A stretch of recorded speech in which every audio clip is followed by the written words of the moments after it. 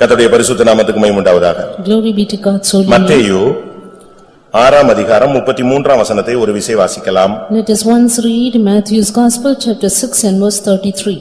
முதலாவது தேவனுடைய ராஜ்யத்தையும் அவருடைய நீதியையும் தேடுங்கள், அப்பொழுது இவைகளெல்லாம் உங்களுக்கு கூட கொடுக்கப்படும். But seek ye first the kingdom of God and his righteousness, and all these things shall be added unto you. கர்த்தருடைய பரிசுத்த நாமத்துக்கு மகிமை உண்டாவதாக. Glory be to God's holy இது name. நமக்கு எல்லாருக்கும் பரிச்சயமான ஒரு வசனம். This is a verse familiar to all of us. தெருத்தெருவாக எழுதி போடப்பட்டிருக்கிற ஒரு வசனம். A verse being written down in all places. ஆவிக்குரிய வாழ்க்கையில வருகிறவர்களுக்கு முதலாவது சொல்லிக் கொடுக்கக்கூடிய ஒரு வசனம். A verse taught for the spiritual ones who step in first. பிரச்சனைகள் பாரங்களோடு வருகிறவர்களுக்கு முதலாவது நாம் தேவனுடைய ராஜ்யத்தை தேடச் சொல்லுகிறோம். And to those who come with problems, we ask them to seek the kingdom of God first. இன்றைக்கு மெசேஜ் முதலாவது நாம் நம்முடைய வாழ்க்கையில் செய்ய வேண்டிய சில காரியங்களை நாம் விளங்கிக் கொள்ள வேண்டும். Today's message is for us to learn certain things we have to do first. First ஒரு விசுவாசி என்ன செய்யணும்? What should the believer do first? நம்ம எதையெல்லாமோ செஞ்சு எதையெல்லாமோ சாதிக்கிறதுக்காக நம்ம ட்ரை பண்றோம். We try to do something and achieve something. ஆனா வேதம் சொல்லுகிறது முதலாவது நீ தேவனுடைய ராஜ்யத்தை தேடு. But the word of God says first seek ye the kingdom of God. மனிதன் தேவைகள் நிறைந்தவன். And man needs his needs. அவன் தேடுதலும் நிறைந்தவன். Yes, even his seekings will not fulfill. அவனுடைய தேடுதல் நிறைவு செய்யாத பட்சத்துல அவன் தேடிக்கொண்டே போய்க்கொண்டே இருப்பான். And when his seekings are not fulfilled, he goes on seeking. அது கடவுளுடைய காரியமா இருந்தாலும் சரி, Be it spiritual matters உலகமான காரியமா இருந்தாலும் சரி, or worldly matters ஆராய்ச்சி காரியமா இருந்தாலும் சரி, or research, அப்படிதான் அவன் போய்கிட்டே இருப்பான், தேடிக்கிட்டே இருப்பான். he is in search again and again. ஆனா பைபிள் என்ன சொல்லுகிறது? But what is the Bible say? முதலாவது நீ தேவனுடைய ராஜ்யத்தை தேடு. Seek ye first the kingdom of God. பிரியமானவர்களே, நாம் தேட வேண்டியது தேவனுடைய ராஜ்யம். That we ought to seek is the kingdom of God. இன்றைக்கு நீங்கள் எத்தனை பேர் தேவனுடைய ராஜ்யத்தை தேடுகிறீர்கள்? Today, how many of you seek the kingdom of God? தேவனுடைய ராஜ்யத்தை நீங்க தேட ஆரம்பிச்சிட்டீங்கன்னா இவைகள் எல்லாம் உங்களுக்கு கூட கொடுக்கப்படும். Once you begin to seek the kingdom of God, all these things shall be added to you. இந்த உலகத்துல மனிதனுக்கு பல தேவைகள் இருக்கிறது. Man has various necessities in this world. இந்த தேவைகள் சந்திக்கப்படாத பட்சத்துல தான் அவன் அலைமோதுகிறான். And unless his needs are being fulfilled, he goes on running. ஆனா மனுஷனுடைய தேவைகளை சந்திக்க விடாமல், அதை தேட விடாமல் கர்த்தர் சொல்லுகிறார், நீ தேவனுடைய ராஜ்யத்தை தேடு. But God says you don't seek after that, but seek the kingdom of God. அப்ப அதை தேடுறது யாரு? Then who will seek after your அதை needs? தேவன் பார்த்துக் கொள்வார். Yes, God will provide. அதத்தான் மத்தேயுல நாம் வாசிக்கிறோம் பொழுது, That's what we read in Matthew. நாளைய தினத்தை குறித்து நீ கவலைப்படாதே. Worry not about tomorrow. அது தேவனும் நாளைய தினமும் அதை குறித்து கவலைப்படும். Because the day, God and the day will worry about that. நீங்க பாருங்க, ஸ்கூல்ல இருந்து பையங்க சாயங்காலம் வீட்டுக்கு போறாங்க. After the school, the boys go evening. போன உடனே ஏதாவது ஸ்நாக்ஸோ டிஃபனோ கிடைச்சா சாப்பிடுவோம். To whom they soon eat the snacks or whatever they get. அவன் பாட்டுக்கு யூனிஃபார்ம் கழட்டி போட்டு போயிடுவான். Then they will just put it off and go off. Uniform கழட்டி போட்டுருவான். They will just put down the uniform and go. அடுத்து அவன் பாட்டுக்கு விளையாட போயிடுவான். And they will go to play. திருப்பி வந்து கொஞ்ச நேரம் படிப்பான். Again they will come and learn for அவன் some. பாட்டுக்கு தூங்கிடுவான். Then they will sleep. காலையில எந்திரிச்ச உடனே Early morning, எனக்கு யூனிஃபார்ம் கொடு, எனக்கு ஷூவை கொடு, அதை ரெடி பண்ணு, இத பண்ணு, எனக்கு அதை கொடுன்னு வேகமா அலமோதுவான். they will start to turmoil saying, give me my uniform, my shoes and this and that. அவனுக்கு அதை பத்தி கவலையே கிடையாது. அந்த நேரத்துல தான் அவனுக்கு அது தேவை. They have no thought about that. Only at that time they seek for ஆனா it. இந்த தாயும் தகப்பனும் என்ன பண்றாங்க? But this parents, இவன் கழட்டி போட்ட Dress அழகா துவைச்சு, and they wash the dress. இவன் சாணி மாதிரி மாத்தி குப்பை மாதிரி கொண்டு வந்து சாக்ஸ் அழகா துவைச்சு, Their socks which they bring in dirty, they wash it clean. அழகா ஷூக்கெல்லாம் பாலிஷ் பண்ணி, They polish the shoes. எல்லாம் ரெடி பண்ணி, Make everything இவன் ready. எழும்புறதுக்கு முன்னாலே இவனுக்கு டிஃபன், காஃபி, இவனுக்கு Dress எல்லாம் ரெடி பண்ணிட்டு உட்கார்ந்திருக்காங்க. Even before he gets up, they get his food, his drinks and everything அத ready. பத்தி அந்த burden அந்த குழந்தைக்கு இல்ல. Yes, this child has no burden about ஆனா that. ஒரு அறிவு இருக்கு. But a knowledge. காலையில போகும்போது இதெல்லாம் தேவை. That they need these things in the morning. ஆனா இன்னொரு அறிவு இருக்கு.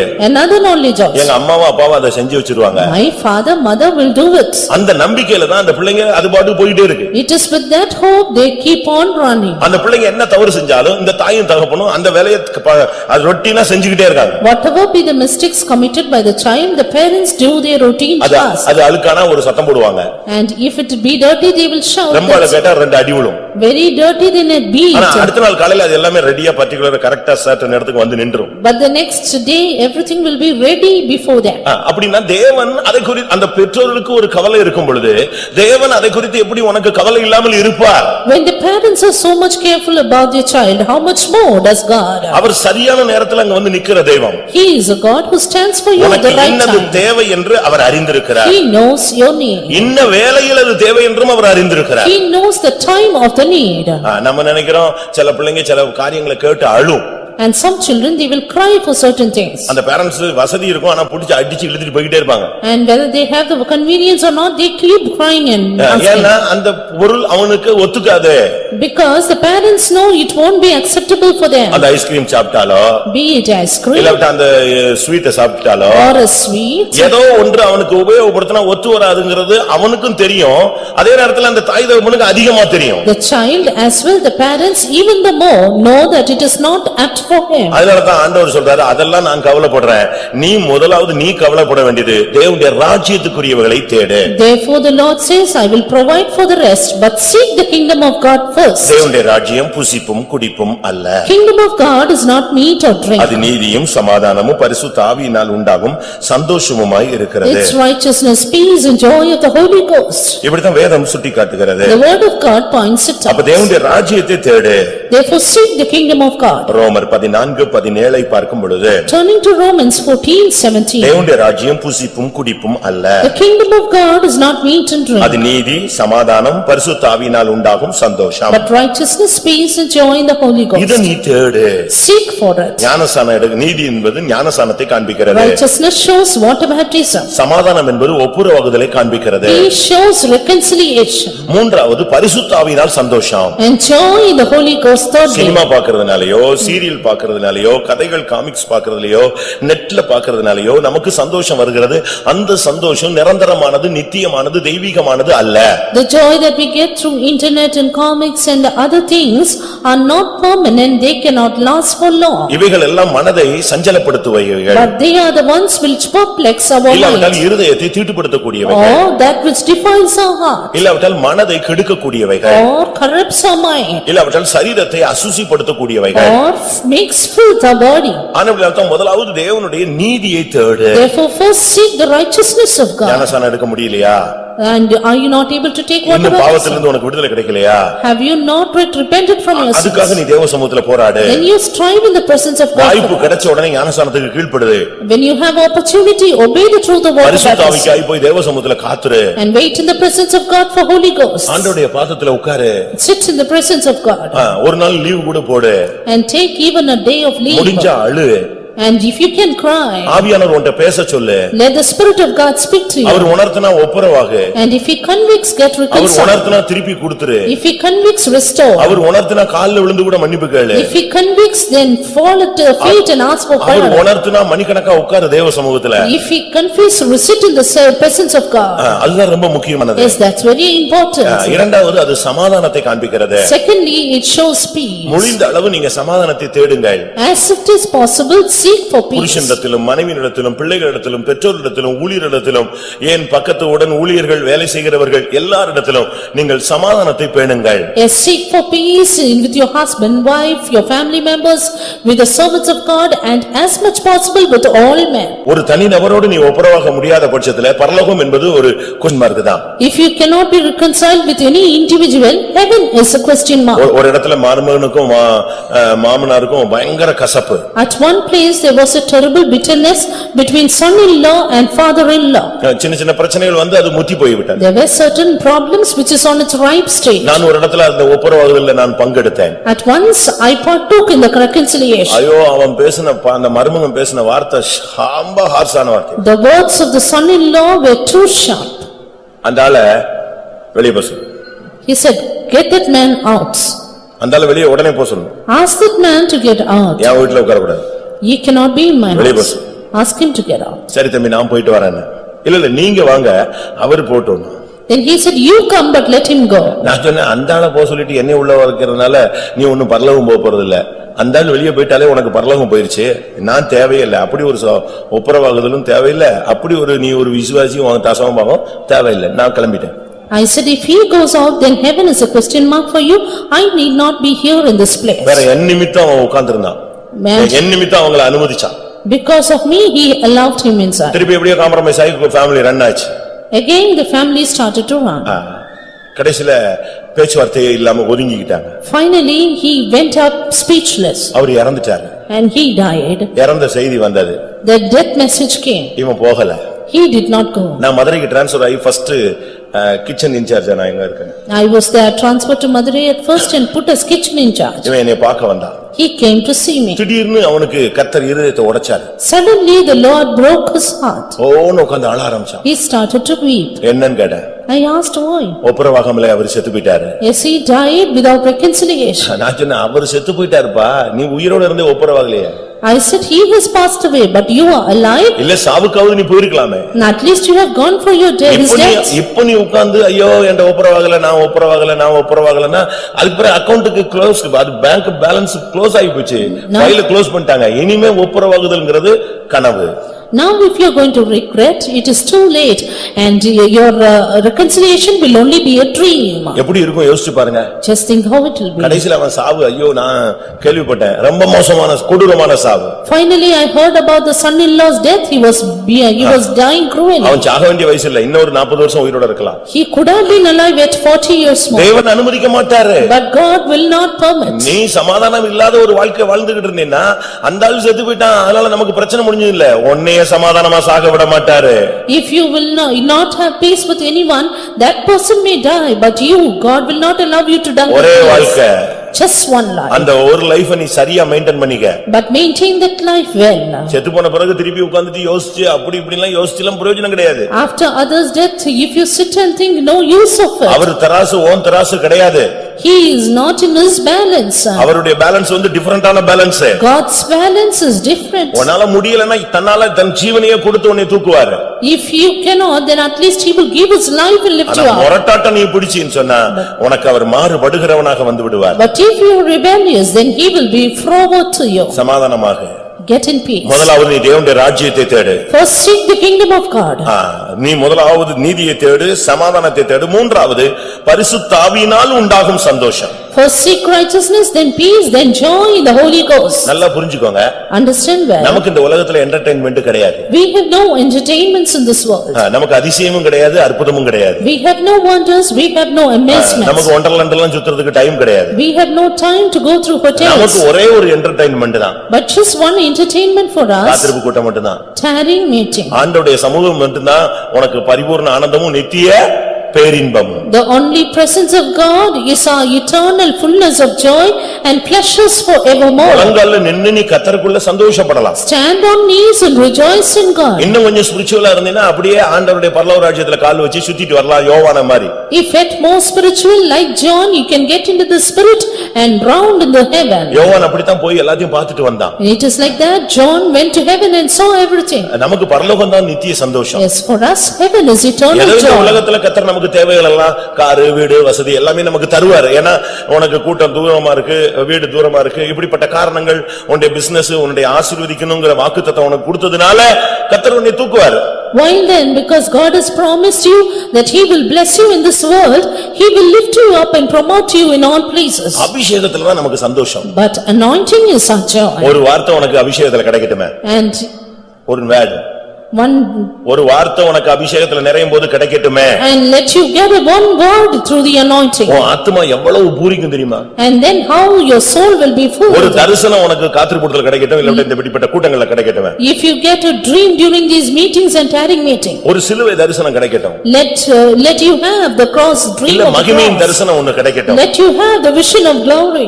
ஒரு தொடுதல் உண்டாகட்டும். And may you have a touch. உன் ஆத்துமாவுல உள்ள அந்த இதை யாருமே வர்ணிக்க முடியாது. And nobody can explain the overwhelming soul. உலகம் கொடுக்கவும் எடுக்கவும் முடியாததான ஒரு அனுபவம் அதுல இருக்கிறது. And you can have an experience which the world cannot give and take. கர்த்தருடைய வார்த்தை ஆத்துமாவை உயிர்ப்பிக்க கூடியது. The word of the Lord will quicken the soul. ஒரு பேதையை ஞானியாய் மாற்ற கூடியது. It will make wise the simple. கண்மலை மாதிரி இருந்த இருதயத்தை உடைச்சு நொறுக்கிடும். And it will break your heart like the rock. ஒரு வார்த்தை Just one word. அன்னைக்கு தான் நாங்க சொல்றோம் பரிசுத்த ஆவிக்குள்ள காத்துருங்க போராடுங்கன்னு சொல்றோம். That is why we ask you to wait for the Holy Spirit and strive for it. அந்த நல்ல அபிஷேகத்துல நீங்க நிறைஞ்சு சாடி வரும் பொழுது உனக்குள்ள இருக்கிற வியாதி பலவீனம் போராட்டம் எல்லாமே போய்டும். When you come leaping in with the fullness of anointing, all your conflicts and weakness will depart. அன்னைக்கு வேத வசனத்தின்படி முதலாவது நீ தேவனுடைய ராஜ்யத்தை தேடு. Therefore, according to the word of God, first seek the kingdom of God. மத்த எதுக்கு நீங்க டைம் ஸ்பெண்ட் பண்றதை விட காத்திரு கூட்டங்க நேரங்கள்ல டைம் ஸ்பெண்ட் பண்ணுங்க. Rather than spending your leisure for anything else, spend your time in daily meeting. இந்த worshipல கூட நீங்க அந்த பாட்டு முடியிற டைமை ரொம்ப நீங்க யூஸ் பண்ணுங்க. Even make use of the worship time properly. Eden தோட்டத்துல பகலின் குளிர்ச்சியான வேளை என்ற ஒரு வேளையை தெய்வம் வைத்து மனிதனை சந்தித்ததை நாம் வேதத்திலே பார்க்கிறோம். We know about God's visitation to man in the garden of Eden at the cool of the day. உனக்காக தேவன் ஒரு சந்திப்பின் டயத்தை வைத்திருக்கிறார். God has kept a time of visitation for you. இன்னொரு பகுதியிலே இயேசு பேசும் பொழுது In any place Jesus said, மனம் திரும்புங்கள் பரலோக ராஜ்யம் சமீபித்திருக்கிறது. Repent, for the kingdom of God is at hand. அந்த பரலோக ராஜ்யம் உன்னோட க்ளோஸா வந்துரும். The kingdom of God will come closer to you. பிசாசுகளை துரத்துங்கள் தேவனுடைய ராஜ்யம் உங்களுக்குள் வந்துவிடும். And then the kingdom of God will come into you. லூக்கா 17:21 இயேசு பேசும் பொழுது தேவனுடைய ராஜ்யம் உங்களுக்குள் இருக்கிறதே என்று அவர் பேசினார். When Jesus spoke in Luke the Gospel 17:21, he said, the kingdom of God is in you. முதலாவது தேவனுடைய ராஜ்யத்தை தேடுங்கள். First seek the kingdom of God. அடுத்து முதலாவது செய்ய வேண்டியது என்ன? Then what do you have to do firstly? மத்தேயு 13:30. Matthew's Gospel chapter 13 and verse 10. மத்தேயு 13:30. Matthew's Gospel 13:30. அறுப்பு காலத்தில் நான் அறுக்கிறவர்களை நோக்கி முதலாவது களைகளை பிடுங்கி அவைகளை சுட்டரிக்கிறதற்கு முதலாவது களைகளை பிடுங்குங்கள். Gather ye together first the tares. இத்தனை வருஷம் நம்ம இந்த மாதிரில வந்துட்டோம். We have crossed so much of paths in this year. குறிப்பிட்ட வளர்ச்சி நமக்கு வந்துருச்சு. We have attained a particular growth. ஒரு மனப்பக்குவம் வந்திருக்கு. A maturity in our mind. ஊழியத்தை பத்தி ஒரு அறிவு. And you have a good fellowship with the servants of God. ஐக்கியத்தை பத்தி ஒரு அறிவு. And knowledge about fellowship. பரலோக ராஜ்யத்தை பத்தி ஒரு அறிவு. Knowledge about kingdom of heaven. நியாய தீர்ப்பை பற்றி ஒரு அறிவு. Knowledge about judgment. இப்படி பல அறிவுகள் நமக்கு இப்பொழுது ஓரளவு கிடைத்திருக்கிறது. Likewise, we have attained a particular knowledge in our life. இவங்களுக்கு மத்தியில நமக்குள்ள உங்களுக்குள்ள எனக்குள்ள சில களைகள் முளைத்திருக்கிறது. Amidst all these, there are certain tares brought up in our life. அது நம்முடைய விருப்பத்துக்கு மாறாக சத்துரு நமக்குள்ள கொண்டு வந்து விதைக்கிற தன்மைகள். They are the attributes which the enemy sows in our heart contrary to our will. எந்த ஒரு தேவனுடைய பிள்ளையும் மனப்பூர்வமா பாவம் செய்யணும்னு விரும்புறது இல்ல. Any child of God is not willing to commit sin. அவன் சூழ்நிலை கைதியாகத்தான் மாறுகிறான். But he become a prisoner of situation. ஆனா நம்மள அறியாமலே சில நேரங்கள்ல இந்த களைகள் நமக்குள்ள முளைச்சிருது. At times these tares grow up in us. நம்ம விரும்புகிறது இல்ல.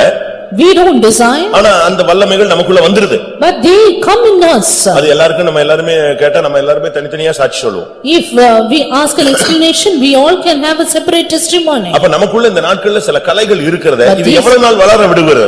But these days there are tares in us. How much do we allow it to grow? ஒரு டைம் வந்த பொழுது அந்த எஜமான் சொல்றான் முதலாவது களைகளை பிடுங்கிருங்க. At one particular time the Lord said, gather ye the tares. ஒரு களையை பிடுங்கி பாரு உன் குடும்பத்துல சமாதானம் வந்துரும். Gather one tare, there will be peace in your family. ஒரு களையை பிடுங்கி பாரு உனக்குள்ள சமாதானம் வந்துரும். Gather together one tare, you will have peace in your life. இன்னொரு களையை பிடுங்கி பாரு உன்னுடைய விசுவாசம் வளர்ந்துரும். Gather up another tare, your faith will grow. இன்னொரு களையை பிடுங்கி பாரு உனக்கு தூக்கமே போய்டும். Then pluck up another tare, your sleep will go away. இன்னொரு களையை பிடுங்கி பாரு கர்த்தர் காலைதோறும் உன்னை எழுப்புவார். Pluck up another tare and God will wake up early morning. ஏனென்றா தூக்கத்துல தான் கொண்டு வந்து இந்த நித்திரையில் இல்லாவிட்டால் இரவு நேரத்தில் இருளில் அவன் வந்து அதை விதைத்து விட்டு போனான் என்று வேதம் சொல்லுகிறது. Because the word of God says the enemy had done it when the men were sleeping. உங்களுக்கு தெரியும் உங்களுக்குள்ள என்னென்ன களைகள் இருக்குன்னு. Yes, you know how many tares are within you. நான் சொன்னா உனக்கு ஏத்துக்கொள்ளக்கூடிய மனப்பக்குவம் கிடையாது. When I tell you will not have the maturity to accept ஒரு it. ஊழியக்காரனோ விசுவாசியோ இல்லாவிட்ட ஒரு புருஷனோ மனைவியோ இல்லாவிட்ட பெற்றோர்களோ உங்களுக்கு வந்து உங்களுடைய களைகளை சொன்னா உங்களால ஏத்துக்க முடியாது. A servant of God, believer, husband or wife, mother or father cannot accept the tares within you. சிலருக்கு முள்ளு குத்தி இருக்கும். For some the thorns will have been பயங்கரமா கஷ்டப்படுவாங்க. and they will suffer hard. நீங்க போய் நான் எடுக்கிறேன்னு சொல்லுங்க. And you say I will go and take it. ஓ வேலைய பாருமா. They will say you mind your அது business. அங்கேயே இருக்கட்டும் நான் அந்த வலியை வேணா தாங்கிக்குவேன். And let it be there, I will bear the pain. ஏன்னா அவனுக்கு இவன் எடுத்தான்னா ஈவு இறக்கலாம என்னத்தையா பண்ணி புடிங்கிடுவான். அதை விட வலி இருந்துக்குன்னா சகிச்சுக்கலாமா? Because they are afraid if this person will do it mercilessly and he cannot bear the situation. அப்ப நீயே புடுங்க. Then you itself pluck it out. முதலாவது களைகளை புடுங்குங்கள்.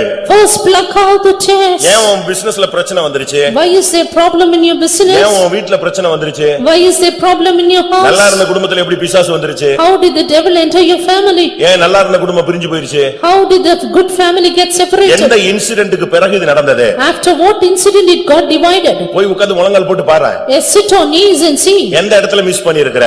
In which place you have உன் missed it? சமாதானம் என்னைக்கு நீ போயிருச்சு? When did your peace leave you? எத்தனை மணி நேரத்துல உன்னுடைய சமாதானம் உன்னை விட்டு போச்சு? Within how many hours your peace left you? உன்னத பாட்டு 3ஆம் அதிகாரம் 1ஆம் வசனத்துல பார்க்கும் பொழுது Song of Songs 3:1 we see. அந்த பெண் படுக்கையிலே ஆத்துமநேசரை தேடினாள். We see the girl searching for a lover of soul in a bed. உடனே வெளியே புறப்பட்டு வந்தாள். And first of all she came out there. அன்னைக்கு பகல் எல்லாம் எங்கெல்லாம் போனாலோ அதே ரூட்ல போனதாக பைபிள் சொல்லுகிறது. And then she went in through all the routes which he traced out. நகரத்தின் வீதிகளில் சென்றேன். I went to the streets. தெருக்களில் போனேன். I went to the அங்க city. பார்த்த நபர்களிடத்தில் நான் விசாரித்தேன். And I inquired about him. இன்னும் கொஞ்ச தூரம் போனேன். I went yet a little அங்கே more. என் நேசரை கண்டேன். Even there I saw him. இதே போல நீ தேடு. Likewise seek him. எந்த இடத்துல உன் பிரச்சனை ஸ்டார்ட் ஆயிருச்சு? In which place your problem began? எந்த இடத்துல உன்னுடைய கிருபை நஷ்டமாயிருச்சு? At which point your grace is lost? என்னைக்கு உன் பிரதிஷ்டையை நீ விட்டுட்ட? At which day you left your consecration? எப்ப இருந்து உனக்கு ஷார்ட் டெம்பர் வந்துருச்சு? And when your short temperedness எப்ப இருந்து உன் started? மனைவியை பார்த்தா பிசாசு மாதிரி தெரியுது? When did you see your wife as a demon? எப்ப உன் புருஷனை பார்த்தா விகாரமான ஒரு ஆளா தோன்றுகிறாரு? When did you see your husband as a demon? எப்ப இருந்து உனக்கு ஜெபம் இல்லாம போயிருச்சு? When you lost your prayer life? என்னைக்குல இருந்து உன்னால முழங்கால் போட முடியாம போயிருச்சு? When were you unable to be on knees? களைகளை தோண்டி பாரு எங்க இருக்குன்னு. Yes, now uproot the tares where they are. முதலாவது நீ களைகளை பிடுங்கு. First uproot the tares. நீ மத்தவங்களை குறை சொல்றதை ஸ்டாப் பண்ணு. Stop accusing others. ஆண்டவருடைய சன்னிதானத்துல போய் உன்னுடைய களைகளை எங்கெல்லாம் பிசாசு வச்சிட்டான்னு சொல்லி அதை பிடுங்கு. எங்கெல்லாம் களைகளை வச்சிட்டான் பிசாசுன்னு பார்த்து பிடுங்க. Go to the presence of God, see where the tares have been and must try to pluck it out. நீ தேவசமூகத்துல உட்கார்ந்து கர்த்தர் உனக்கு அதை காட்டுவார். Sit in the presence of God and God will show it to you. பயிர்களும் வளர்ந்தது, களைகளும் வளருது. The grain and tares grow. ஆண்டவர் கொஞ்ச நாள் விட்டு பார்த்துக்கிட்டே இருக்கிறாரு. God is winking for some time. உனக்கு அறிவு வரட்டும். Yes, let you have a நீயே knowledge. பிடுங்க. And you itself pluck it out. நீயே உன்னுடைய பிரதிஷ்டைக்கு மாறான காரியங்கள் எல்லாம் வெளியே கொண்டு வா. You yourself bring out the things contrary to consecration. தயவு செய்து முதலாவது செய்ய வேண்டிய காரியத்தை செய்யாம ஏழாவது செய்ய வேண்டிய காரியத்தை முதலாவது செஞ்சிட்டு இருக்காரு. Without doing the first thing, don't do the seventh first. நல்ல புது Dress எல்லாம் போடுவீங்க, நாளைக்கு கூட நம்ம ஆளுங்க போடுவாங்க. And maybe tomorrow, day after tomorrow, you may wear a new dress. குளிச்சிட்டு போடுன்னு சொல்றேன். குளிச்சிட்டு போடுன்னு சொல்றேன். And you'll say you take a bath and do it. உன்னுடைய ஜீவியத்தை சரிப்படுத்திக்கிட்டு நீ எல்லாம் செய்யின்னு சொல்றேன். You set your life right and then do anything. களைகளை புடுங்கு, அப்போ பயிர்கள் நல்லா வளரும். First pluck off your tares and the grain will grow well. prayer lifeல ஒரு மாற்றத்தை கொண்டு வா. And you bring a change in your life. உனக்குள்ள இருக்கிற கசப்பான வேரை புடுங்கு. And pluck out the root of bitterness. அத வச்சிட்டே இருக்காத. Don't keep it inside. என்னைக்கு புடுங்க போகிறாய்? When are you going to pluck it out? கசப்பான வேர் முளை தெலும்பி அநேகரை தீட்டுப்படுத்தும், உன் சேஷ்டபுத்திர பாதத்தை கெடுத்துரும், கிருபையை நஷ்டப்படுத்தும்னு பைபிள் சொல்லுகிறது. The Bible says, lest the root of bitterness springing up will defile many, will make your grace lost and even your birthright. அடுத்ததாக Nextly, ரோமர் 1ஆம் அதிகாரம் Romans chapter 1, 8ஆம் வசனம். verse 8. ரோமர் 1:8. உங்கள் விசுவாசம் உலகமெங்கும் பிரசித்தமாகிறபடியினாலே முதலாவது நான் உங்கள் எல்லாருக்காகவும் இயேசு கிறிஸ்து மூலமா என் தேவனை ஸ்தோத்திரிக்கிறேன். First I thank my God through Jesus Christ for you all, that your faith is spoken of throughout the whole world. Bible சொல்லுகிறது முதலாவது தேவனை ஸ்தோத்திரம் பண்ணுங்க. First, thank God. Any problem நீங்க கர்த்தரை துதிக்க ஆரம்பிச்சிருங்க. Whatever be your problem, start praising God. முதலாவது நீ தேவனுக்கு செய்ய வேண்டிய கனத்தை கொடுத்துக்கிட்டே இரு. First give the honor due unto God. உனக்கு ஒரு ப்ராப்ளமா, உடனே நீ உன் வாயில இருந்து ஸ்தோத்திரம் பண்ண ஆரம்பிச்சிரு. If there is a problem, start thanking God. கொஞ்சம் பலவீனமா இருக்கா, ஃபீல் பண்றியா, ஸ்தோத்திரம் பண்ணிட்டே இரு. If you feel weak, keep thanking God. பிரச்சனை அதிகரிக்குதா, ஸ்தோத்திரம் பண்ணிட்டே இரு. Problems increasing, praise God. அதுதான் ரொம்ப முக்கியமானது. That is very important. உடனே நீ ஸ்தோத்திரம் பண்ண ஆரம்பிச்சிட்டீனாலே அந்த ப்ராப்ளத்தை பிசாசு ரைஸ் பண்ணவே முடியாது. If you begin to praise God, then the devil cannot increase the problem. அத அவன் ரைஸ் பண்றதை நிப்பாட்டிடுவான். And he will stop doing it. ஏன்னா கிருபை அந்த இடத்துல பெருக ஆரம்பிச்சிடும். Because grace will increase. எந்த பதட்டமான சூழ்நிலையா இருந்தாலும் சரி. In any perplexing situation. உடனே கொஞ்ச நேரம் ஸ்தோத்திரம் பண்ணிட்டே இரு. Soon thank God for some time. உன்னால முடிஞ்சது அதுதான் செய்ய முடியும் அந்த இடத்துல. That is what you can do at that time. அந்த விஷயத்துல நீங்க கொஞ்சம் கூட அசதியா இருந்திர கூடாது. In that matter never be slack. முடியும்தால் If you can. முழங்கால் போடுறதுக்கு ஏதாவது டைம் கிடைக்குதா இடம் இருக்குதான்னு பாரு. If you get a place and a time to be on knees. ஒரு டாக்டர் வந்து இன்னொரு டாக்டருக்கு ட்ரீட்மென்ட் கொடுத்துட்டு இருந்தார். One doctor treated another doctor. அந்த ட்ரீட்மென்ட் எடுக்கிற டாக்டருடைய மகளும் அது ஒரு டாக்டர் அதுவும் பக்கத்துல நிக்குது. And even the daughter of that doctor is a doctor and he will also be there. Treatment கொடுத்துட்டு இருக்கும்போதே When the treatment was given. அந்த டாக்டர் பாத்துக்கிட்டு இருக்கும்போதே Even as the doctor was saying. இந்த டாக்டர் ட்ரீட்மென்ட் எடுத்துக்கிட்டு இருக்கும்போதே. Even as this doctor was applying the treatment. அப்படியே collapse ஆயிட்டார். He collapsed. கண்ணெல்லாம் இழுத்துட்டு போயிடுச்சு. Even his eyes were dragging. Pulse totally down. His pulse was utterly down. எப்படி இருக்கும்னு யோசிச்சு பாருங்க. You just think about it. Treatment கொடுத்துக்கிட்டு இருந்தது நம்ம விசுவாசி. And the man who was giving the treatment was our believer. என்ன பண்ணனே அவருக்கு தெரியல. Don't know what to do. ஒரு செகண்ட். In a second. அப்பா டவுன் ஆகுறாரு, கொலாப்ஸ் ஆகுறாரு, பல்ஸ் டவுன் ஆகுதுன உடனே அந்த டாக்டர் கேர்ள் ஒரே ஓட்டம் ஐசியூ இன்னொரு வார்டுக்கு ஓடி போய் எல்லா டாக்டரையும் கூப்பிட்டு ஓடி போயிட்டா. Soon when the pulse was collapsing, the daughter immediately ran to the other ward and brought all the doctors. இவருக்கு ஒண்ணும் ஓடல. He could not do anything. இன்னும் கொஞ்ச நேரத்துல எல்லா டாக்டர்ஸும் வந்துருவாங்க. Within few minutes every doctor will come. அப்ப நான் கொடுத்த treatment தோத்துருது. Then my treatment is a failure. திருப்பி எப்படி என்ன இங்க வந்து வேலையில வைப்பாங்க? Then how will they keep me in this job? அது ஏதோ ஒரு பக்க விளைவுனா கூட பரவாயில்லை. ஆளே உயிரே போயிடுச்சுனா திருப்பி எப்படி உள்ள ஓடுவாங்க? And if the life itself is gone, how will they let me in? அந்த டாக்டர் ஓடி போயிடுச்சு. That doctor, the girl ran away. இந்த ஆள் சிங்கிங்ல போயிட்டு இருக்காரு. This doctor who was treated is singing. அடுத்த கேபின்ல போய் முழங்கால் போட்டு இந்த விசுவாசி போய் முழங்கால் போட்டார். Suddenly this believer doctor went and put on knees. என் படிப்பெல்லாம் ஒண்ணும் இல்ல சாமி. Lord, I have nothing of my education to do. ஒண்ணுமே இல்ல. I cannot do anything with my knowledge. ஒண்ணு. But one thing. இப்ப நீங்க இருக்கீங்கன்னு மட்டும் நிரூபிச்சிருங்க. And you prove that you are here. அந்த ஆளுக்கு எப்படியாவது உயிர் வந்துறணும். And he should be coming back to his life. எனக்கு இதுக்கு மேல ஜெபிக்கிறதுக்கு நேரமும் கிடையாது. I do not have time to pray also. சோத்ரம் பண்ணிட்டு எந்திச்சு வந்துட்டார். He just kept praising God and came up. இங்க வந்தா Here. அதுக்குள்ள அது இருக்கிற அவ்வளவு டாக்டர் இழுத்துட்டு ஓடி வந்துருச்சு. All the doctors they were coming in after that girl. எல்லாமே ஒரு சின்ன டைமுக்கு ஒவ்வொரு செகண்டுகளுக்குள்ள இதெல்லாம் நடந்துகிட்டு இருக்கு. It happened within few seconds. இவர் ஜெபிச்சிட்டு இங்க வந்தாரு, அவங்க கத்திக்கிட்டு கூச்சல் போட்டு ஓடி வந்தாங்க. Those doctors were coming in with their voices and this man came in from his cabin. இங்க கொலாப்ஸ் ஆனாலும் எழும்பி உட்கார்றாரு. This man who was collapsing, he rose up and stood. அவர் அப்படியே கண்ணெல்லாம் திறந்து என்னாச்சு அப்படிங்கறாரு. Now he opened his eyes and said, what happened? அந்த ஓடி போய் கூட்டி போன டாக்டருக்கு என்ன பண்ணது, போகும்போது அப்பா போயிட்டாரு, அதுக்குள்ள வந்துட்டாரு திருப்பி. Now the doctor who came back, the girl is now surprised. What happened to her? யார் இதை செய்யறது? Who will do it? உன்னுடைய ஒவ்வொரு ஸ்தோத்திரம். It's your praises. அதனாலதான் பிலிப்பியர்ல 4ஆம் அதிகாரத்துல பார்க்கும் பொழுது. That is why in Philippians 4th chapter. நீங்கள் ஒன்றுக்கும் கவலைப்படாமல். Be careful for nothing. 4ஆம் அதிகாரம் 6, 7 வசனங்கள். 4, 6 and 7. நீங்கள் ஒன்றுக்கும் கவலைப்படாமல் எல்லாவற்றையும் குறித்து உங்கள் விண்ணப்பங்களை ஸ்தோத்திரத்தோடே கூடிய ஜெபத்தினாலும் வேண்டுதலினாலும் தேவனுக்கு தெரியப்படுத்துங்கள். அப்பொழுது எல்லா புத்திக்கும் மேலான தேவ சமாதானம் உங்கள் இருதயங்களையும் உங்கள் சிந்தைகளையும் கிறிஸ்து இயேசுவுக்குள்ளாக காத்துக்கொள்ளும். இப்ப நீங்க பைபிள்ல நம்ம இத வாசிக்கிறோம். We read this in the Bible. ஆனா சிலருடைய அனுபவத்தில் நீங்க பாக்கும்போது. But you see in certain experiences. பயங்கர நெருக்கமான சூழ்நிலையில அவங்க சொல்லுவாங்க, எனக்கு வந்து சமாதானம் அப்படி ஃபுல்லா இருந்துச்சுன்னு சொல்லுவாங்க. In terrible conflicting situation they say, my peace is full.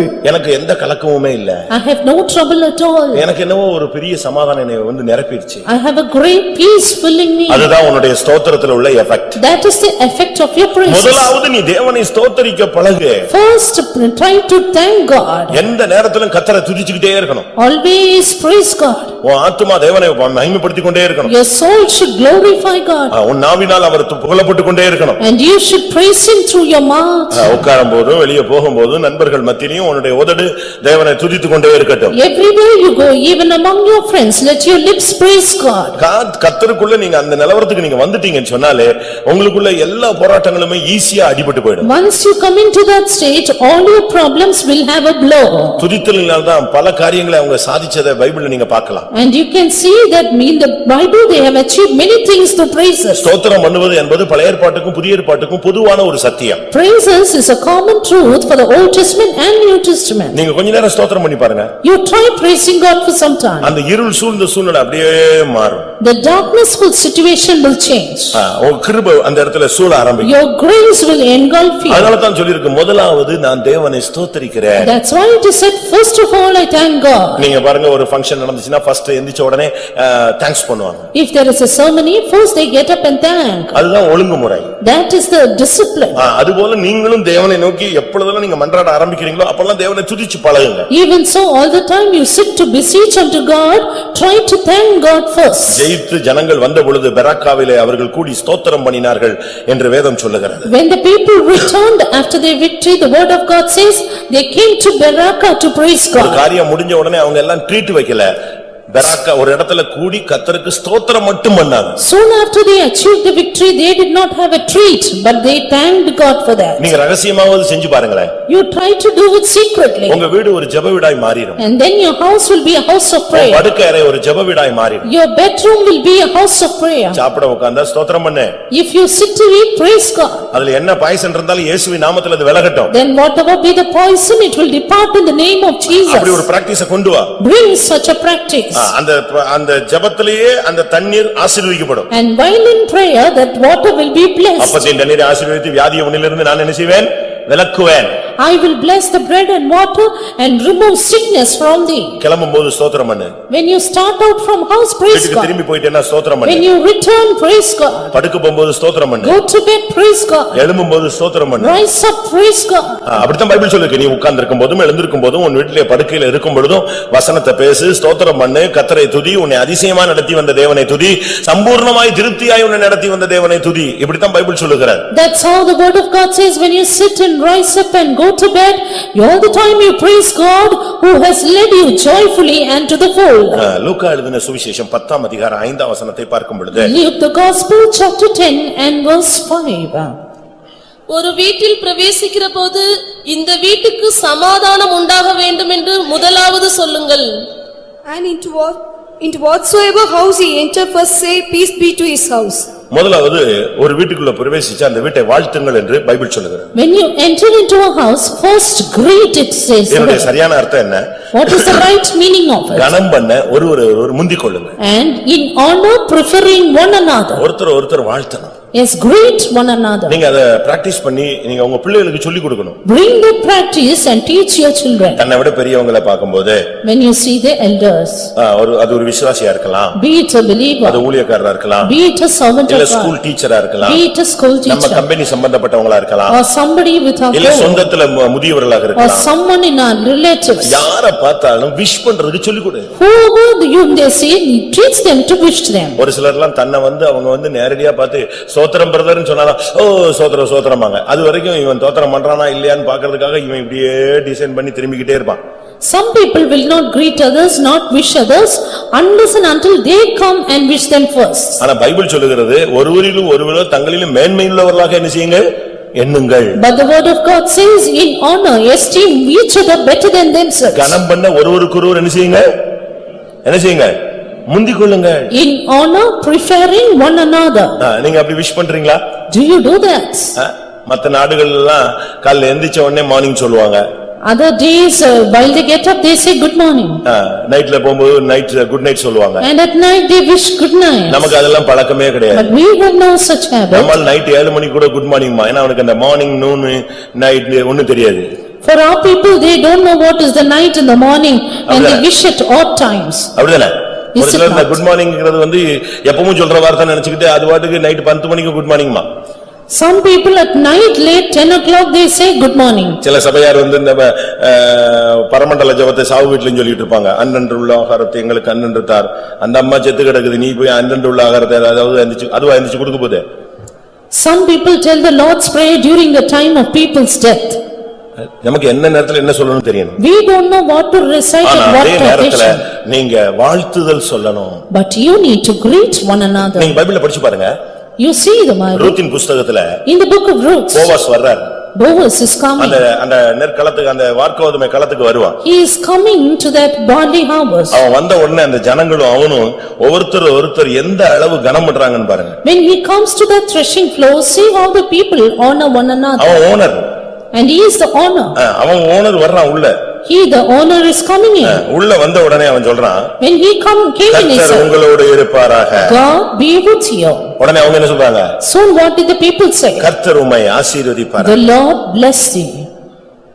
இது எவ்வளவு அருமையான ஒரு வார்த்தைகள். See what a beautiful word it is. எல்லாம் கதிர இருக்கிறாளுங்க. They were all reaping there. ஒண்ணுத்துக்கும் படிக்கவும் தெரியாது, அறிவும் தெரியாது. And they do not have any education, they are illiterate. விதைக்க தெரியும், அறுக்க தெரியும், கூலி வாங்கிட்டு பேசாம வீட்டுல போய் சோறு சாப்பிடுவான். They just know to do the labor work, just to reap and sow. இவர் வந்த உடனே இவன் வந்து பெரிய மனுஷன். But this Boaz was a great man. ஆனா அந்த அதிகார ஆணவத்தோடு வராம அழகா வந்த உடனே கர்த்தர் உங்களோடு இருப்பாராக. But soon as he entered in, he said, "The Lord be with you." உடனே எல்லாரும் எழும்பி கர்த்தர் உம்மை ஆசீர்வதிப்பாராக. Then they all answered him, "The Lord bless thee." நீங்களும் ஒருவர் வாழ்த்துங்க. And you greet one another. முதலாவது பார்த்த உடனே நீங்க அந்த விஷ் பண்றீங்க பாத்தீங்களா, அதுலயே ப்ராப்ளம் சால்வ் ஆயிடும். When you wish one another, your problem will be solved. இலங்கையில பாத்தீங்கன்னா ஒருத்தர் பார்த்த உடனே பரிசுத்த முத்தத்தோடு வாழ்த்துவாங்க. In Sri Lanka, when they greet one another, they do it with holy kiss. அது ஒரு முக்கியமான அது வசனத்தை அப்படியே ஃபாலோ பண்ணுவாங்க. They follow the Bible verse as such. நம்ம எப்படி பண்றோம்? But how are we? ராபோஜனத்துல கூட முத்தம் கொடுக்கிறதுக்கு யோசிக்கிறோம். We think to kiss one another. தயவு செய்து உங்களுடைய வாழ்க்கையில நீங்கள் வாழ்த்துதல் சொல்ல முந்துங்கள். Kindly greet one another in your life. ஒரு வீட்டுக்கு நீங்க போனீங்கன்னா அந்த வீட்டை நீங்க ஆசீர்வதிங்க. And when you go to a house, bless it. அப்படிப்பட்ட ஒரு பிராக்டிஸ் நீங்க கொண்டு வாங்க. Bring in such a practice. உங்க வீட்டுக்கு உங்க பிள்ளையோட வீட்டுக்கே போறீங்க. You go to your children's family. உங்க வீட்டுக்கு பிள்ளையோட வீட்டுக்கு போய் அதை ஆசீர்வதிச்சிட்டு வாங்க. When you go there, you bless your children. உங்க அண்ணன் வீட்டுக்கு போறீங்க. You go to your brother's அந்த வீட்டை house. ஆசீர்வதிச்சிட்டு வாங்க. You bless that family and come. அப்படிதானே? Is it not? அதுதான் நம்ம செய்ய வேண்டிய ஊழியம். That is the ministry we ought to ஒரு do. வீட்டில் பிரவேசித்து அந்த வீட்டை முதலாவது வாழ்த்துங்கள். When you enter into your house, first wish it. வீட்டுக்குள்ள போகும்போது சிங்கம் போன மாதிரி போகாத. Soon you enter, don't go as a lion. அப்படியே தீப்பிடிச்சு எரிஞ்ச மாதிரி வீட்டுக்குள்ள போகாத. Don't go as though the fire has caught hold of you. அதனால தான் தேவனுடைய பிள்ளைகளுடைய வீடுகள்ல தேவ சமூகம் இல்லாம இருக்கு. That's why in the house of the children of God, there is no presence of God. சில வீடுகள்ல நாங்க போய் ஜெபிக்கிறோம். We go and pray in certain houses. பிரேயரே ஓடாது. Our prayer will not run. வாசனை வராது, அபிஷேகம் வராது, ஒண்ணுமே வராது, அப்படியே ஜீரோவா இருக்கும். We are unable to pray, we are unable to tell the verses. ஏன்னா அந்த வீட ஜெப வீட அவங்க மெயின்டைன் பண்ணல. Because they have not maintained this as a house of prayer. அந்த டிவைன் பிரசன்ஸ் அந்த வீட்ல தங்கல. Divine presence is not there.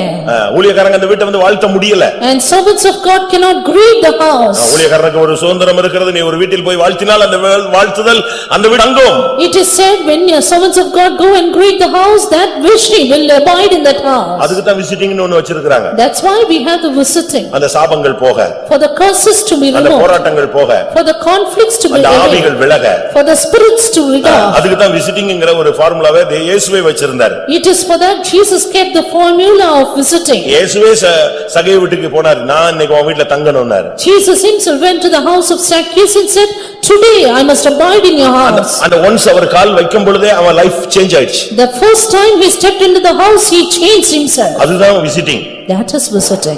நீங்க வாழ்த்துதல் சொல்ல முடியுமா உங்களுக்கு? Today are you able to greet others? ஒருத்தர் கனம் பண்ண சொல்லி கொடுக்கணும். And in honor you have to try to prefer one another. Brother வந்திருக்காரு, ஸ்தோத்திரம் பண்ணு. See, brother has come, child praise God. அந்த விசுவாசி வந்திருக்காங்க, எல்லாரும் போய் ஸ்தோத்திரம் பண்ணுங்க. Yes, the believer has come, you all go and greet him. அப்படி நீங்க சொல்லி கொடுக்கிறது தான் நல்லது. It is good you teach others that. அப்படி ஒரு பிராக்டீஸ் உங்க பிள்ளைகளுக்கு நீங்க சொல்லி கொடுக்கணும். Teach your children such a practice. உங்களுடைய மனைவிக்கு சொல்லி கொடுக்கணும். Teach it to your wife. ஒண்ணுமே சொல்லி கொடுக்காம விட்டுட்டு அது வாட்டுக்கு வந்தா யாரு போனாலும் அது வாட்டுக்கு வந்து நின்னுட்டு போவாங்க. அவங்க வர்றவங்க நினைப்பாங்க இது என்னடா ஒரு மரியாதை கட்ட குடும்பம்னு போயிட்டே இருப்பாங்க. Without teaching this to them, they will remain silent when people come and go, and they will say, he has no respect or regard to others. ஆபிரகாமுடைய வீட்டுக்கு தேவனும் தூதர்களும் வர்றாங்க. But Lord and his angels came to Abraham's house. Abraham ஓடி போறான். Abraham ran to meet him. கொஞ்சம் wait பண்ணுங்க. He said, wait a little. உடனே ஓடி போய் கால் கழுவ தண்ணி எடுத்துட்டு வரான். Soon he went and brought water to wash their feet. Abraham விசுவாசத்தின் தகப்பன். That is why he is the father of faith. 100 வயசான ஆளு. He was an old man. ஆனா வழிபோக்கனை பார்த்த உடனே ஓடி போய் கூப்பிட்டு அவங்களுக்கு கால்களுக்கு தண்ணி கொடுக்கறான். But when he saw the strangers, he invited them and gave water to his feet. கொஞ்சம் வெயிட் பண்ணுங்க. He said, tarry little. அவன் வீட்ல சேர் கிடையாது. And he had no chair in his house. அப்ப என்ன பண்ணா? What did he do? இந்த மரத்தடியில் கொஞ்சம் சாய்ந்து கொண்டிருங்கள். Rest yourselves under the tree. வெளிய இருக்கிற மரத்தை அழகா சேர் மாதிரி வச்சிருந்தான். அதுல போய் கொஞ்சம் சாஞ்சிட்டு வெயிட் பண்ணுங்க. நான் அதுக்குள்ள உங்களுக்கு எல்லாம் ரெடி பண்ணிடுறேன். The tree outside was like a chair for him. He said, you rest and I will come soon. உடனே வேலைக்காரன் கையில ஒரு கண்ணுக்குட்டி பிடிச்சு கொடுத்துட்டான். Soon he got a kid. சீக்கிரமா ரெடி பண்ணு. And he said, get it ready soon. மனைவிட்ட போனான். He went to ஒரு Sarah 3 படி மாவு எடுத்து வேகமா ரெடி பண்ணுன்னு சொன்னான். and said, get ready 3 measures of fine meal. இப்போ உங்க வீட்ல திடீர்னு போய் இப்படி ஒரு 3 பேர் வந்திருக்காங்க. டாக்கால்னா ஒரு 3 படி மாவுன்னா இந்த ஆளுக்கு வேலையே கிடையாது. ஹோட்டல் இருக்குல்ல. போய் வாங்கிட்டு வர சொல்லு. If 3 people are coming to your house and your husband is asking to get 3 measures ready, you scold him and say, go get it from the hotel. அப்படியே ரெடி பண்ணிட்டாலும் ஒரு 1.5 தோசை 2 தோசை அவன் சாப்பிடுறதுக்கு அவனுக்கு தொண்டைக்குள்ளேயும் போகாது வெளியே வராது.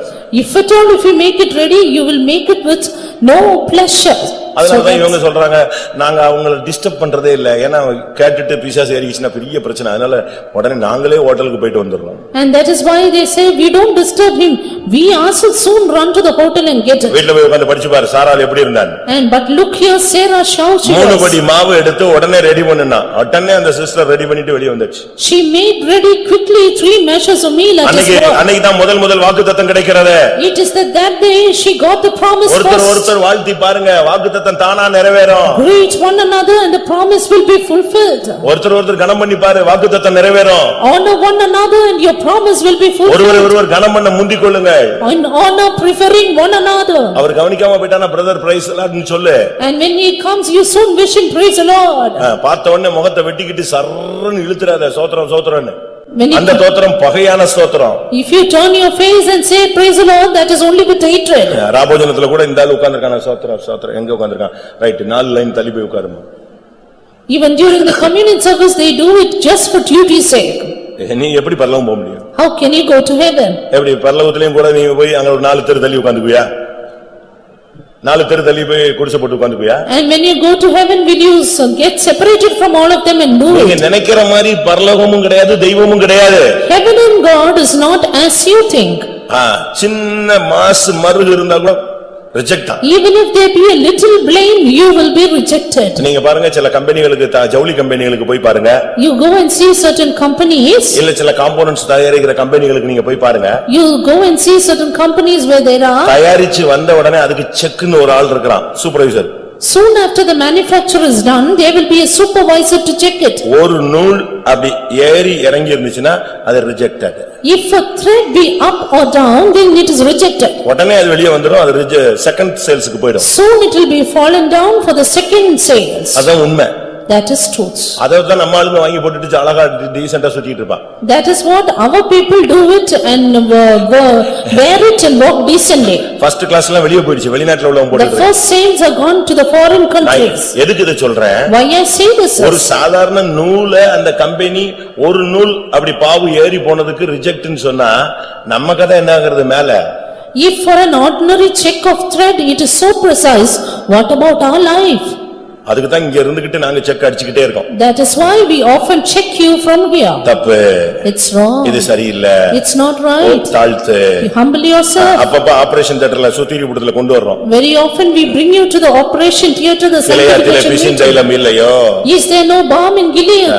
பிழையாத்திலே ரணவைத்தியன் இல்லையோ? Is there no physician in Gilead? ஏன் என் ஜனமாகிய குமாரத்தி சுஸ்தமடையாமல் போனாள்? Then why is the daughter of my people sick? நீ யோசிச்சு பாருங்க. Just think over it. அதனால நமக்கு இங்க பெண்டிகாஸ்ட்ல பக்காவா சர்ஜன் வச்சிருக்கோம். And that is why we have pakka surgeon in Pentecost. எந்த வியாதினாலும் எந்த பிரச்சனைனாலும் சால்வ் பண்ணிடலாம். Any sickness, any problem can be solved. But நீ அட்மிட் ஆகணும். But you have to be admitted. நீ ஓடிட கூடாது. You should not run away. முதலாவது வாழ்த்துதல் சொல்லுங்க. First, greet one another. மத்தேயு 23 அதிகாரம் 26 வசனத்தை பார்க்கும் பொழுது Matthew's Gospel 23:26. குருடனான பரிசேயனே, போஜன பான பாத்திரங்களின் வெளிப்புறம் சுத்தமாகும்படி அவைகளின் உட்புறத்தை முதலாவது சுத்தமாக்கு. Thou blind Pharisee, cleanse first that which is within the cup and platter, that the outside of them may be clean also. முதலாவது உட்புறத்தை சுத்தமாக்க.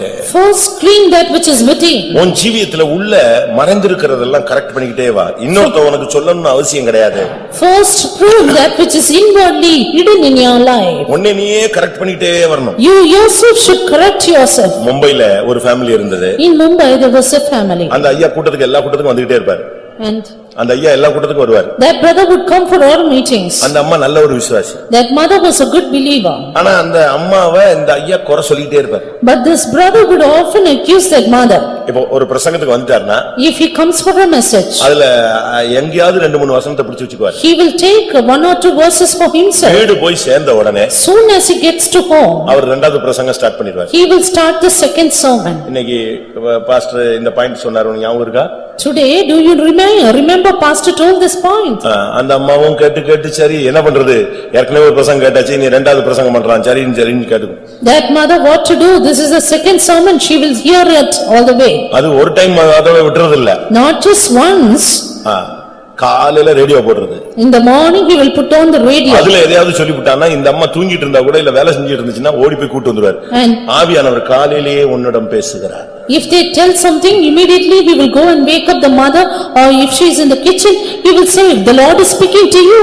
இந்த அம்மா பொறுத்து பார்த்து She patiently waited. Pastor D U. Thomas அப்ப மும்பைல பிரதரா இருந்தாரு, அவர்ட்ட போய் சொல்லிடுச்சு. During that time, Pastor T.U. Thomas was a brother in Mumbai, and she went and told him. அவர் என்ன பண்ணாரு? What did he do? ஒரு நாள் நான் வீட்டுக்கு வரேன்னு சொல்லிட்டாரு. He said, one day I will come to your house. இந்த ஆளை சர்வீஸ்ல எல்லாம் டச் பண்ண முடியாது. And you cannot touch this man in the service. நான் வீட்ல தனியா ஒரு மணி நேரம் பேசுறேன். Let me come personally and speak to him an hour. அந்த அம்மாட்ட சொல்லி விட்டாரு. And he sent the mother. அந்த அம்மாவும் சந்தோஷமா இருந்துச்சு. That mother was glad. அது வீட்ல சொல்லிச்சு, இப்படி பிரதர் வராரா. She went and told at home, brother is coming. கட்டாயம் நம்ம வீட்டுக்கு வரட்டும். The man said, yes, let him come. இவரு ஒரு 20-25 வசனம் ரெடி பண்ணி அட்டகாசமா இவரை எங்க பஞ்ச் பண்ணா இந்த ஆளு உட்காருவான்னு சொல்லி ரெடி பண்ணி தூக்கிட்டு வந்துட்டாரு. This pastor made 20 or 25 verses ready to punch this man. உட்கார்ந்து பேச ஆரம்பிச்சார். Now he started speaking. அவர் அப்படி சோகமா உட்கார்ந்து கேட்டாரு. He was sadly listening. தலையை ஆட்டி கேட்டாரு. He nodded and listened. கடைசில ஜெபம் பண்ணுங்கன்னாரு. Finally he said, pray. எல்லாம் முடிஞ்சது.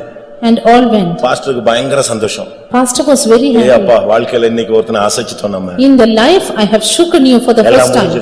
Everything was over. ஜெபம் முடிஞ்ச உடனே So after the prayer, அவர் சொன்னாரு, he said, பிரதர் நீங்க இன்னைக்கு வந்தது ரொம்ப நல்லது. Brother, it's good that you have come today. நீங்க பேசின ஒவ்வொரு வார்த்தைகளும் என் மனைவிக்கு ரொம்ப ஏற்ற வார்த்தைகள். Today every word that you spoke was apt for my wife. நான் எவ்வளவோ சொல்லி பார்த்தேன், அவ திருந்தின மாதிரி. I told so many times she is not changing. கர்த்தர் இன்னைக்கு உங்களை கரெக்ட்டா கொண்டு வந்து இந்த வசனத்தை வச்சு கரெக்ட்டா சொல்றார். இனிமேலாவது இவ சரியா இருந்தா போதும் pastor. But the Lord has brought you correctly and said the apt words for my wife. இவருக்கு 25 வசனமும் மறந்துருச்சு, இவனால பேசணும்னு மறந்துச்சு. நம்ம விவரம் தெரியாம மாட்டிக்கிட்டோம். Then pastor forgot all the 25 verses, even what he spoke. அப்பதான் சொன்னாரா, ஐயோ சிஸ்டர் நான் 1 hour வேஸ்ட் பண்ணிட்டேன், இந்த ஆள்கிட்ட போய் மணிக்கணக்கா நான் பேசிவிட்டேன். இந்த ஆள் தலையாட்டினது பார்த்தா உங்களுக்கு தான் இவரு பதில் தலையாட்டி இருக்காரு. Then he said, sister, I have wasted 1 hour in your house and he is nodding instead of you. இவங்க எல்லாம் மத்தவங்களையே தான் ஃபோக்கஸ் பண்ணிட்டே இருப்பாங்க. And they always point out others. மனைவி சரியில்லை, மனைவி சரியில்லை, மனைவி சரியில்லை, மனைவி சரியில்லை, மனைவி சரியில்லை. இவங்களை கேட்டா போய் எனக்கு கட்டி வச்ச புருஷன் சரியில்லைமா. பிள்ளைய கேட்டா எங்க அம்மா அப்பா ரெண்டும் விளங்காதது, இப்படி ஒரு ஆண்டவர் குடும்பத்துல பிறக்க வச்சுட்டாரு.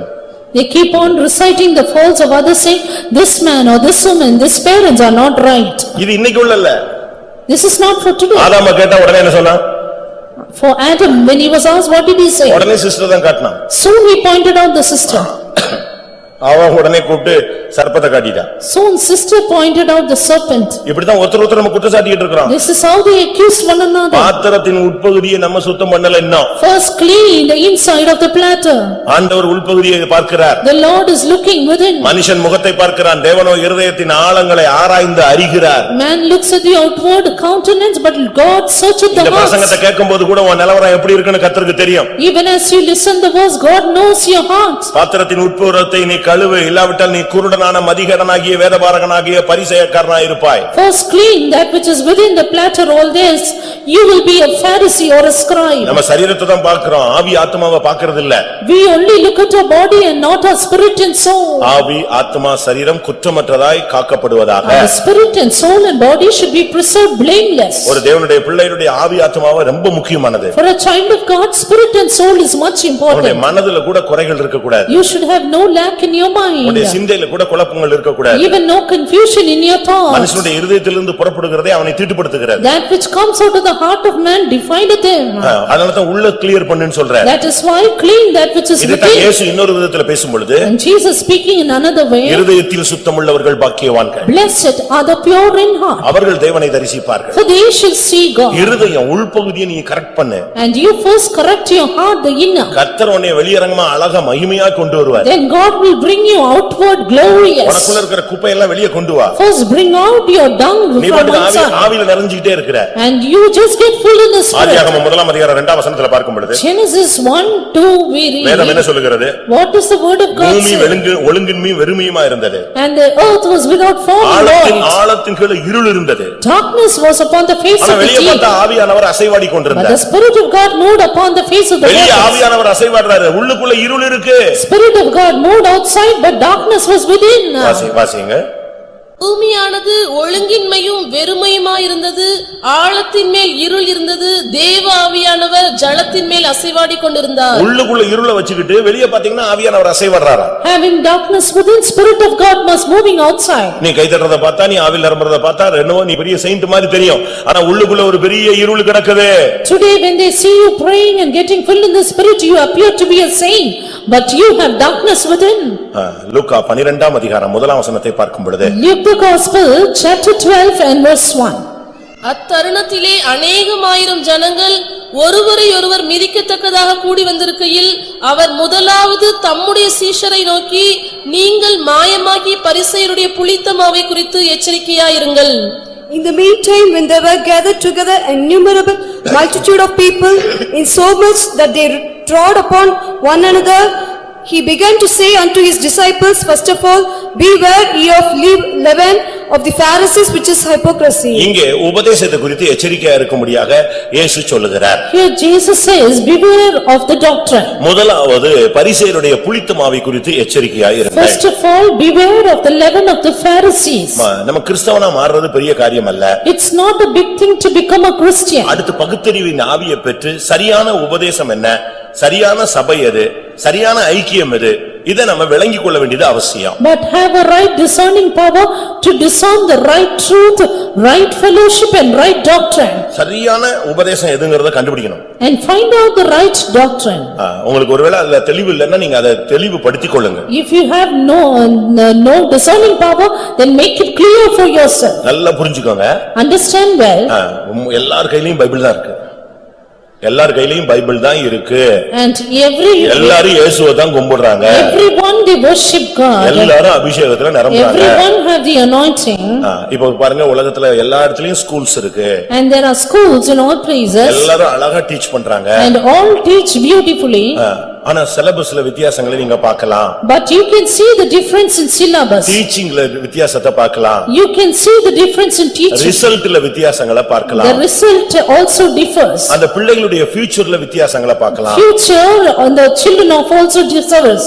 அதுபோல So also. இந்த உபதேசத்துல டிஃபரண்ட் இருக்கு. And there are differences in doctrine. நீ ஒரு அன்னப்பறவை போல இருக்கணும். You should be like a swan. அப்படின்னா என்ன? What does it mean? சரியான உபதேசத்தை நீ எடுக்கிற ஒரு ஆளா இருக்கணும். To discern and pick up the right doctrine. இன்னைக்கு பாருங்க எல்லா இடத்துலயும் உபதேசங்கள் சொல்லப்படுது. You can see doctrines all over today. நான் பல இடங்கள்ல தெருவா உபதேசத்தை பேசுறேன். We have heard doctrines in all the streets. But நம்ம சர்ச்சில நம்ம பேசுறது இல்ல அதிகமாக. But we don't preach much in the church. முதலாவது நீங்க உபதேசத்தை புரிஞ்சுக்கணும். First understand the doctrine. வேற்றுமையான உபதேசம் இருக்கிறது. There are doctrines of heresy.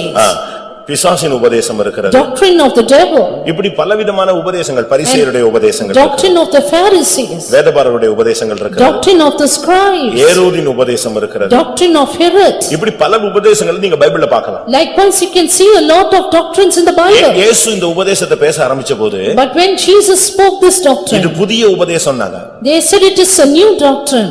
இன்னொரு இடத்துல சொல்லும் பொழுது In another place, இது கடினமான உபதேசம்னாங்க. it is a hard doctrine. யோவான் 6:60ல பார்க்கும் பொழுது இது கடினமான உபதேசம். யார் இத ஃபாலோ பண்ண முடியும்? John the Gospel 6:60, this is a hard doctrine and who can follow it? யோவான் 6:66ல ஒரு கூட்டம் அதை விடாம பின்னாலேயே போயிடுச்சு, பின்வாங்கி போயிடுச்சு. And 6:66 we see one group turned back not following it. உபதேசத்தை நம்ம விளங்கிக் கொள்ளணும். Let us understand doctrine. இந்த உபதேசம் அப்போஸ்தல உபதேசம், கிறிஸ்துவின் உபதேசம், ஆரோக்கியமான உபதேசம் என்று அழைக்கப்படுகிறது. This doctrine is called apostolic doctrine, doctrine of God and doctrine, a sound doctrine. இரண்டாம் அப்போஸ்தலர் 2ஆம் அதிகாரத்துல பார்க்கும் பொழுது இது அப்போஸ்தல உபதேசம். In Acts 2, this is apostolic doctrine. 2ஆம் யோவான்ல பார்க்கும் பொழுது இது கிறிஸ்துவின் உபதேசம். In 2nd John, it is the doctrine of Christ. தீத்து தீமோத்தேயு இதுல பார்க்கும் பொழுது ஆரோக்கியமான உபதேசம். Titus and Timothy says about sound doctrine. இது ரொம்ப இருக்கு, நான் இப்ப அதுக்குள்ள போக விரும்பல. We don't want to go in deep in that. ஆனா உபதேசத்துல நீங்க கவனமா இருக்கணும். But let us be careful of doctrines. உனக்கு அத நிதானிக்கக்கூடிய சக்தி தெரியணும். You should have the power of discerning. இன்னைக்கு பாருங்க ஜனங்கள் ஏமாந்துறாங்க. Today people get cheated. ஆனா உண்மையான தன்மை ஜனங்களுக்கு தெரியாது.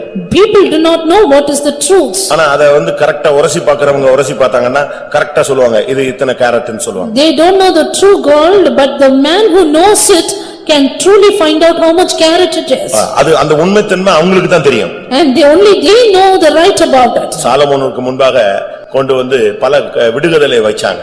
They placed many parables, riddles before Solomon. திடீர்னு ஒரு நாள் அவனை சோதிச்சாங்க. Suddenly they tested him.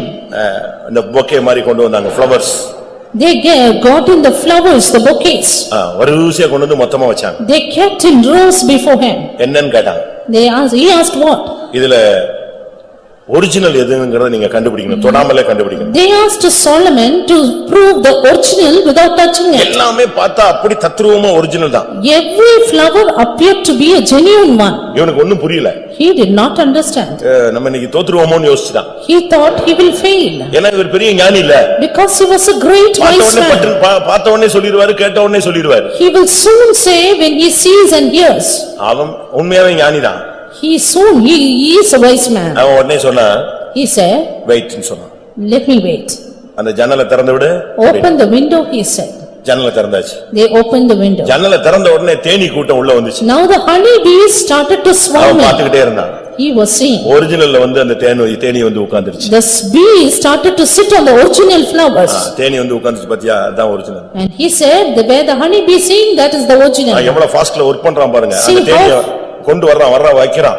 See how fast his wisdom worked. உனக்கு கண்டுபிடிக்க தெரியணும். You should know to discern. நீ இந்த உபதேசத்துல ஒரு அன்னப்பறவை போல இருக்கணும். You should be a swan in the doctrine. ஒரு தேனீ போல இருக்கணும். Be like a honey bee. சரியான பூவுல தான் அந்த தேன் இருக்கும். And the honey bee will sit on the right flowers. வீட்ல வச்சிருக்கிற பிளாஸ்டிக் பூவுல தேனீ உட்காராது. Honey bees will not swarm in the flowers. அது ஏமாறாது. Don't be cheated. அது ஏமாறாது. It will not be cheated. வீட்ல இருக்கிற பொக்கேல நீ தேனை வச்சு தடவி விட்டா கூட அது வராது. Even if you place the honey in the bouquets of duplicate flowers, it will not sit. அந்த ஜீவனுக்குள்ள அந்த knowledge இருக்கு. That living creature has that knowledge. அந்த குட்டி ஜீவனுக்குள்ள ஒரு அறிவு இருக்கு. That little creature has that knowledge. அதுபோல இந்த உபதேசத்தை குறித்த ஒரு அறிவு உனக்கு தேவை. So also you need a knowledge about the doctrine. முதலாவது தேவனுடைய ராஜ்யத்தை தேடுவாயாக. First seek the kingdom of God. முதலாவது நீ களைகளை பிடுங்குவாயாக. First pluck out the tares. முதலாவது எல்லாவற்றுக்கும் ஸ்தோத்திரம் பண்ணுவாயாக. First thank God. முதலாவது எல்லாருக்கும் நீங்கள் வாழ்த்துதல் சொல்லி பழகுங்கள். First habituate to greet everyone. முதலாவது உன்னுடைய உள்புறத்தை நீ சரிப்படுத்துவாயாக. First cleanse the platter within. முதலாவது உபதேசத்தை சரியான விதத்தில் நிதானிப்பாயாக. First discern the doctrine rightly. இது எது உண்மை எது தவறு, Which is right, which is wrong. பைபிள்ல அதுக்கு ஆதாரங்கள் இருக்கிறது. Right in the Bible you see it. அப்போஸ்தலர் அல்லாதவர்கள் தங்களை அப்போஸ்தலர் என்று சொன்னதை நீ கண்டு அறிந்ததை குறித்து நான் சந்தோஷப்படுகிறேன். I am glad because you found out those apostles who called themselves apostles but were not. அடுத்ததாக Nextly 1 தீமோத்தேயு 5ஆம் அதிகாரம் 4ஆம் வசனம். 1 Timothy 5:4. விதவையானவளுக்கு பிள்ளைகளாவது பேரன் பேத்திகளாவது இருந்தால் இவர்கள் முதலாவது தங்கள் சொந்த குடும்பத்தை தேவபக்தியாய் விசாரித்து போதும்.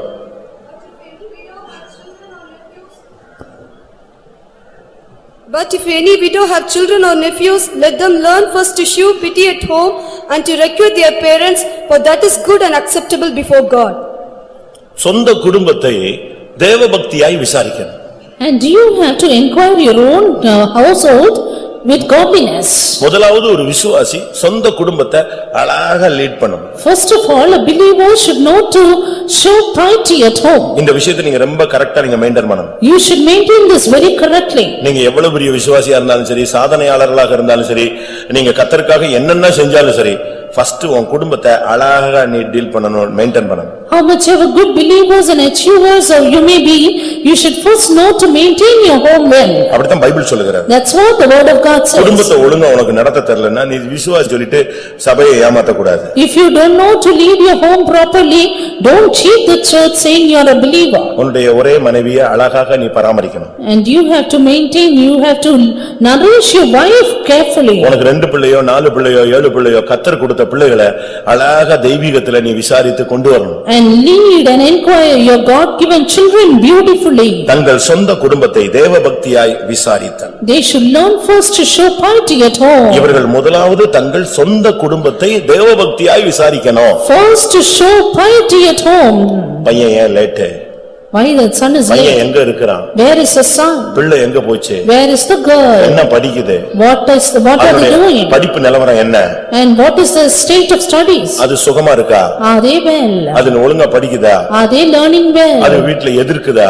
Are they resisting at தெய்வீகத்துக்கு home? மாறா போகுதா? Are they going against இத கூட divinity? உனக்கு பார்க்க முடியலன்னா நீ என்ன தகப்பன் என்ன தாய்?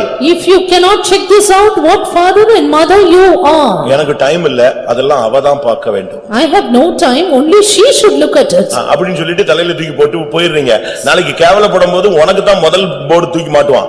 Saying that you are washing your hands and going away, but when shame comes, you will be putting on the board. நல்லா புரிஞ்சுக்கங்க. Understand well. கரெக்ட்டா நீங்க வளர்க்கணும். You have to grow up them well. தமிழ்ல சொல்லுவான் முருங்க மரத்தை முறிச்சு வளர்க்கணும்னு. முருங்க மரத்தை முறிச்சு தான் வளர்க்கணும். ஒடிச்சு வளர்த்தாதான் ஒழுங்கா வளரும். In Tamil they used to say the drumstick tree, you have to grow them by breaking it. கரெக்ட்டா எப்படி பிள்ளைய வளர்க்கணும்னு தெரியணும். You should know how to grow your children. பாசம் வேறு, கண்டிப்பு வேறு. Affection is different from correction. இரண்டுமே தேவை. You need both of them. அந்த பாசம் கண்டிக்க முடியாத ஒரு பாசமா போயிடுச்சுன்னு சொன்னா நீ உன் பிள்ளைய கேடுகட்டத்தனமா வளர்த்துட்டேன்னு அர்த்தம். If you grow up your child with affection and not correction, then they go beyond limit. உன் பிள்ளை சுகமில்லன்னு நீ தான் தோள்ல தூக்கி போடணும். If your child is not well, you have to put them on your shoulder. ஆனா அதே நேரத்துல தவறு செஞ்சதுன்னா நீ தண்டிக்கணும். At the same time, if they are wrong, you should rebuke them. பிள்ளையானவனை நடக்க வேண்டிய வழியில் நடத்து, முதிர் வயதிலும் அதை விடாதிருப்பான். இதெல்லாம் சும்மா எழுதி வச்சிருக்கா? Train up a child in the way he should go, and when he is old, he will not depart from it. Bible பயங்கர கடினமானது. The Bible verse is hard. ஒரு துஷ்டனான ஒரு பிள்ளை இருந்தா நீ சபையில கொண்டு வந்து விட்டுரு, சபையில அவ்வளவரும் கல்லெறிஞ்சே அவனை கொல்ல கடவன், அவனை அடக்கம் பண்ண கடவன் பைபிள்ல இருக்கு. இதெல்லாம் எவனாவது செய்ய முடியுமா? If there is an evil child, bring him to the church and let them stone him to death, says the Bible. நம்ம பிள்ளைகளை எப்படி வளர்க்கிறோம்? How do we grow up our children? மனைவி பிள்ளையை அடிச்சா என் பிள்ளையை நீ எப்படி அடித்தாய்மா? If the wife beats the child, what the husband says? அவளுக்கு என்ன கான்ட்ராக்ட்ல இருக்கா? எப்படி அது? என் பிள்ளை எப்படி நீ அடிச்ச? How can you beat my child? இது சின்ன சின்ன வீடுகள் இல்ல, பெரிய வளர்ந்த பையங்க கூட அவங்க அப்பா வந்த உடனே என்னைய மம்மி அடிச்சிட்டா, எப்படி என் பிள்ளைய நீ அடிச்சேன்னு இருந்தாலும் வந்த உடனே ஒரு விசுவாசி பைபிள் தூக்குறவன் பறக்கன்னு போய் அடிச்சிடறான். என் பிள்ளைய நீ பகல அடிச்சிட்டியாமே. Not just in hearts, even in big houses, you see the child complaining to the father saying, "Mother bet me." கொஞ்ச நாள் பாரு, இன்னும் கொஞ்ச நாள்ல உன்னைய ரிவர்ஸ் பண்ணுவான். Within few days he will reverse your life. அதனால ரொம்ப கவனமா இருக்கணும். Therefore be very careful. அன்பு பாராட்டும் போது ரெண்டு பேரும் சேர்ந்து பாருங்க. You should show love both together. கண்டிக்கும் போது ரெண்டு பேரும் கண்ணை மூடிக்கோங்க. You should correct them both of you, showing your eyes. நீங்க கரெக்ட்டா கொண்டு வாங்க. நான் உங்க பிள்ளை எல்லாம் அடிக்கணும்ங்கறத சொல்லி தரல. உன் பிள்ளை பிற்காலத்துல உனக்கு பிரயோஜனமா இருக்கணும். Your child should be useful to you in the future. அவன் உனக்கு பிரயோஜனம் இல்ல, நான் தேவனுக்கும் பிரயோஜனம் இல்லாதவனா தான் போவான். And if he is going to be useless for you, then even for God. ஒனேசிமுன்னு ஒரு பையன் இருந்தான்னு பைபிள் சொல்லுகிறது. The Bible says about a boy called Onesimus. பிலமோன்ல இருக்கு. In Philemon. பயங்கர சேட்டை பிடிச்சவன். He was very naughty. காசு வாங்கிட்டு ஓடிடுவான். He would go suddenly. ஏதாவது ஒரு திருட்டு கணக்கு பண்ணிடுவான். He will do some stealthy work. சேட்டை பண்ணிக்கிட்டே இருப்பான். All the time naughty he was. ஒரு certain time வரும்பொழுது அவன் பிரயோஜனம் இல்லாதவன் சீல் குத்தி தள்ளிட்டாங்க. At a certain time he was sealed, he was useless. ஆனா பவுல் அவனை எடுத்து But Paul taking அவனை him, மெயின்டைன் பண்ணான். he is now mending கொஞ்சம் him. கொஞ்சமா அவன் ரெடி ஆனான். Little by little making him prepare. திருப்பி அவன் லெட்டர் கொடுத்து அனுப்புறான். And then he sent the letter again. ஏதோ தப்பு எல்லாம் பண்ணிட்டானா என் கணக்குல வச்சுக்க. If he has done something wrong, keep it in my account. ஆனா இப்போ எனக்கும் பிரயோஜனம் உள்ளவன் உங்களுக்கும் பிரயோஜனம் உள்ளவன். But now he is profitable to me as well to you. அப்படிதான் நம்ம பிள்ளைகள் மாறணும்னு சொல்றேன். That is how our children should change. நீங்க உங்க பிள்ளைகளை அழகா கொண்டு வாங்க. Lead your children beautifully. உன் பிள்ளையை நீ உன் குடும்பத்தை நடத்த மாட்டேன் அப்படி இப்படின்னு சொல்லிட்டு நீ பைபிள் தூக்கிட்டு ஊழி எங்கேயும் ஏரியா பிரேயர் எப்படின்னு எவனும் யாரும் போயிடக்கூடாது. And none of you should go to the area prayer and tell that your children says you are there will not lead your family. Sunday school ஊழியன்னு வந்துராத. Don't come for the Sunday school ministry also. உன் பிள்ளையை கரெக்ட்டா நீ கொண்டு வந்து நிக்கணும். ஏன்னா क्वेश्चन பண்ணுவான். இவர் பிள்ளை என்ன ஆச்சுன்னு கேட்பான். And first lead your children correctly, others will question you then. Bible ரொம்ப தெளிவா இருக்கு. The Bible very clearly says. தம் பிள்ளையை கரெக்ட்டா கண்டிச்சு வளர்க்கறவன் இருந்தா அவனை ஏதாவது சபையில ஒரு ஊழியர் இருந்தா அதுல சேர்த்துக்க அப்படினு தான் பைபிள் சொல்லுது. If there be a one who leads his church, his children correctly, then give him a ministry in the church. அப்படிதான் பைபிள் சொல்லுது. That's how the Bible says. அப்படிதான் பைபிள் சொல்லுது. தீத்து முதலாம் அதிகாரம் 6ஆம் வசனத்தை பார்க்கும் பொழுது Titus 1:6 குற்றம் சாட்டப்படாதவனும் ஒரே மனைவியுடைய புருஷனும் துன்மார்க்கர் என்றும் அடங்காதவர்கள் என்றும் பெயரெடுக்காத விசுவாசமுள்ள பிள்ளைகளை உடையவனாகிய ஒருவன் இருந்தால் அவனை ஊழியத்தில் ஏற்படுத்தலாம். You can appoint for the ministry if any be blameless, the husband of one wife, having faithful children, not accused of riot and unruly. சபையில கங்காணியாவோ ஏதோ ஒரு ஊழியத்துல ஒருத்தனை கொண்டு வந்து வைக்கணும்னு சொன்னா அவனுடைய குவாலிஃபிகேஷன் அதுக்கு பின்னால கீழ வரிசையா இருக்கு.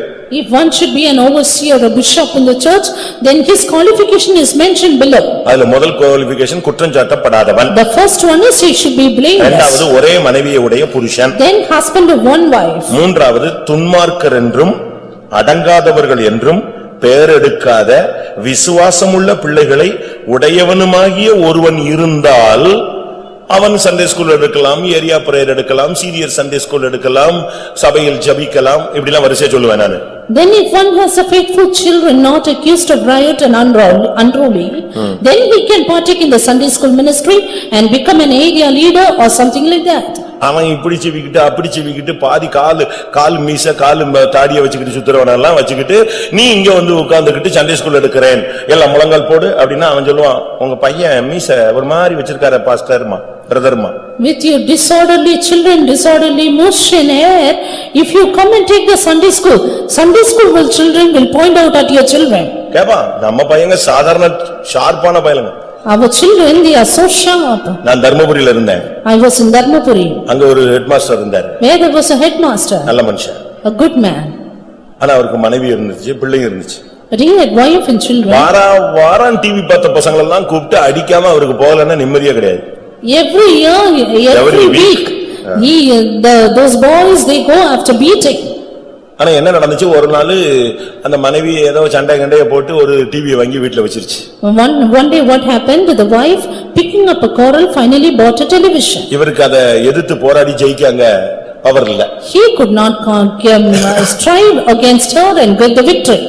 இது இந்த ஒரு பையன்களுக்கு சண்டே ஸ்கூல் பசங்களுக்கு விஷயம் தெரிஞ்சுக்கிச்சு. The Sunday school children came to know of the matter. இன்னைக்கு அவரு question பண்றாரான்னு பார்க்கறானுங்க. They tried to see if he would tell that. இவர் அப்படி அத நடத்தி இத நடத்தி அப்படி மேனேஜ் பண்ணி ஆமென் போட்டார். Somehow managed to finish the Sunday school and say amen. என்ன அடிக்க முடியாதுல? Because they cannot beat him. ஒண்ணுமே தெரியாத மாதிரி சண்டே ஸ்கூல் க்ளோஸ் பண்ணிட்டு வெளிய வரார். He acted as though he did not know anything and closed the Sunday school. வந்தான் பையன். The boy came. அவன் இப்ப இங்க இருக்கான், அவனும் விசுவாசியா தான் இருக்கான். Now he is a believer. அவன் நேர போய், பிரதர் இன்னைக்கு ஒரு கொஸ்டின் கேட்க மறந்து விட்டீர்கள் அப்படின்னா. He straight went and said, brother, you forgot to ask one question. இவருக்கு அப்படியே சிலுவையில தூக்கி தொங்க விட்ட மாதிரி இருந்துச்சு. He was as though he is crucified on the cross. TV இன்னைக்கு கேட்கலையே, மிஸ் பண்ணிட்டீங்களா இல்ல வாங்கிட்டீங்களா? You did not ask, why did you look at TV? Did you buy one? அந்த ஆளு சண்டே ஸ்கூலே விட்டுட்டு ரெடி ஆயிட்டாரு. That man thought of leaving the Sunday school itself. நம்ம எப்படி இருக்கணும்? How you should be. உன் சொந்த குடும்பத்தை விசாரி. First show piety to your home. ஒரு சிலர் சொந்த குடும்பத்தெல்லாம் விசாரிக்க மாட்டாங்க, அவங்க பாட்டுக்கு வேலைக்கு போக மாட்டான், சோறு கொடுக்க மாட்டான், சோத்திரம்மா. Some people do not inquire of their family, they don't give the money, they don't give them anything. கர்த்தர் போஷிப்பார். They say God will நீ provide. கல்யாணம் கட்டி பிள்ளை பெத்து வச்சிட்டு கர்த்தர் போஷிப்பாரா? You getting married, you say God will provide. இப்படி ஏடாகூடமான ஆள்லாம் இருக்கறனால தான் சபையை பத்தி நாலு பேர் அசிங்கமா பேசுறான். It is because people are like this that people speak ill of the church. உன் பிள்ளைக்காக நீ சம்பாதிக்கணும். You have to earn for your children. உன் குடும்பத்து வாடகைக்காக நீ வேலை செய்யணும். You have to work for the earnings. உன் பிள்ளைகளுக்காக சேர்த்து வைக்கணும். You have to gather for your children. யாக்கோபு தன்னுடைய மாமனார் வீட்டை விட்டு கிளம்பும்போது சொல்றான், என் குடும்பத்துக்காக நான் எப்போது சம்பாதிப்பதுன்னு கேட்டானே, அவன் தான் Kudumbasthan. And that man who left his father-in-law's house, he said, when shall I earn from my family? He is a man. அவன் கேக்குறான். He asked that. நான் இங்க உங்க வீட்ல ஆடு மேய்ச்சிக்கிட்டே உட்கார்ந்துகிட்டே இருக்கிறேன். I was so long in your house feeding the flock. எல்லாம் correct தான். Yes, that's correct. ஆனா நான் என் குடும்பத்துக்கு எப்ப சம்பாதிக்கிறது? But when shall I earn for my family? ஆதியாகமம் 30ஆம் அதிகாரம் 30ஆம் வசனம். Genesis chapter 30 and verse 30. நான் வருமுன்னே உமக்கு இருந்தது கொஞ்சம், நான் வந்த பின் கர்த்தர் உம்மை ஆசீர்வதித்ததினால் அது மிகவும் பெருகி இருக்கிறது. இனி நான் என் குடும்பத்துக்கு சம்பாத்தியம் பண்ணுவது எப்பொழுது என்றான். உன் குடும்பத்துக்கு நீ என்னைக்கு சம்பாதிக்க போற? When will you provide for your house? பிள்ளைகள் எல்லாம் வளர்ந்துருச்சு. Your children are grown up. மத்த பிள்ளைகளை மாதிரி உன் பிள்ளையை படிக்க வைக்க உனக்கு சக்தி இல்ல. You have no power to educate your children as others. பிள்ளைகள் வளர்ந்துருச்சு. Your children are grown up. பிள்ளைக்கு ஒரு நல்ல கல்யாணம் கட்டி வைக்கிறதுக்கு உனக்கு சக்தி இல்ல. You have no power to get them married. கேட்டா விசுவாச வீரன் சொல்றியா? If you say, சோம்பேறின்னு நான் சொல்லுவேன். I will tell you you are slothful. உன்னை விசுவாச வீரன் சொல்ல மாட்டேன். You are not a hero of faith. நீ கஷ்டப்பட்டு சம்பாதிக்கணும். But you have to earn hard. உன் சொந்த குடும்பத்தை விசாரி. You show piety to your home. தீமோத்தேயுல Pavul இன்னொரு இடத்துல பேசும்போது என்ன பேசுகிறார்? In Timothy, Saint Paul says in another verse. 1 தீமோத்தேயு 5ஆம் அதிகாரம் 8ஆம் வசனம். 1 Timothy 5:8.